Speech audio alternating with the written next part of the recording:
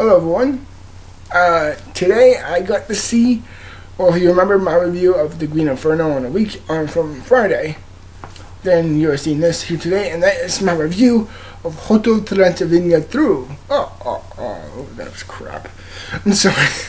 But this is a continuation from the big surprise moneymaker from 2012, of the first movie of this, which, truth be told, I wasn't really a big fan because I just thought the movie was just okay in my opinion. But this movie is a sequel, and basically you have Dracula in this movie voiced by Adam Sandler and his daughter voiced by Selena Gomez. She's married now, she's a child, and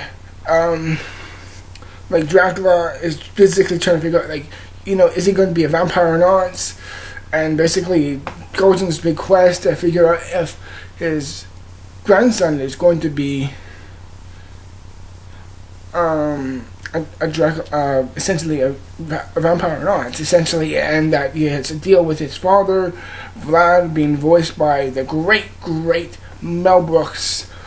And like that's the story as a whole. It's a story of basically Adam Sandler voicing Dracula, trying to figure out if his grandson is going to be vampire or not.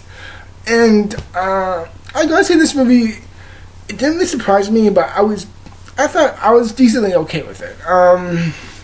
Let's start with what is good. Number one, the animation. The animation is gorgeous. I know I'm going to get some ridicule for this, but I think it's a bit more, when you compare the animation with this to something like Inside Out.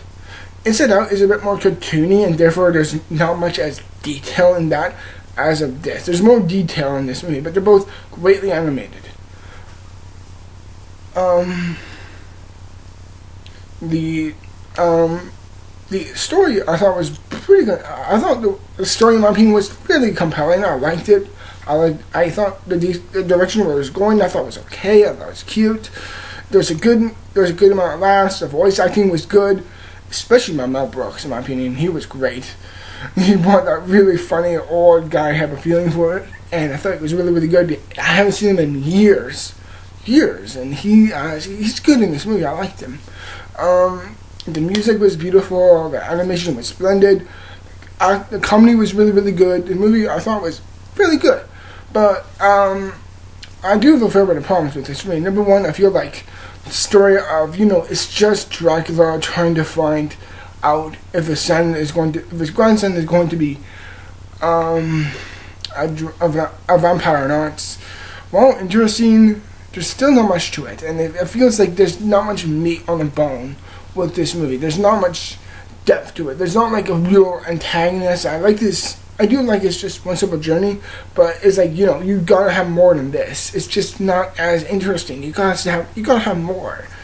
It's not that really compelling if you're watching it from point A to point B. I'm like, I wish there was just a bit more bulk. I wish there was something more to this movie than just Dracula finding out if his grandson is going to be a vampire or not. And I found myself struggling with that. And I'm just like, come on, I want more depth to it. I want some more emphasis towards it. Granted, the ending that they give it with really did, in the end, I thought was really good. And I thought it really made me feel very warm-hearted and nice. But that's a big problem for me. It's just, it feels, there's not much meat to the bone. I wish there was more depth within the story, and I don't expect this to be Shakespearean, but at the very least, I wish there was just more bulk to this movie. I wish there was something more to it than just Dracula finding out if his grandson is going to be a vampire or not. But aside from that, I thought this movie was really good. There was definitely some good laughs. I will say, I was surprised with how funny it was at times. Like, if you watch the trailer, it's like you see the mummy character, it's like there's something on the rocks, it's like, oh, my back. That actually had me laughing. The invisible titty twister. Let's think of that makes me laugh. The invisible titty twister. If you see this movie, you know what I mean. I thought that was actually fairly funny, in my opinion. yeah, and I just thought it was really interesting for what it was. And yeah, but then again, I feel like there's, and also like the pure raw magic that the first one had. Like, granted, I didn't love the first movie, but at the very least, I thought there was some kind of good heart to it. There's some kind of good moral to it. But this movie just, it's like the magic was lost. There's something just didn't feel as fulfilling. It just didn't feel fulfilling enough.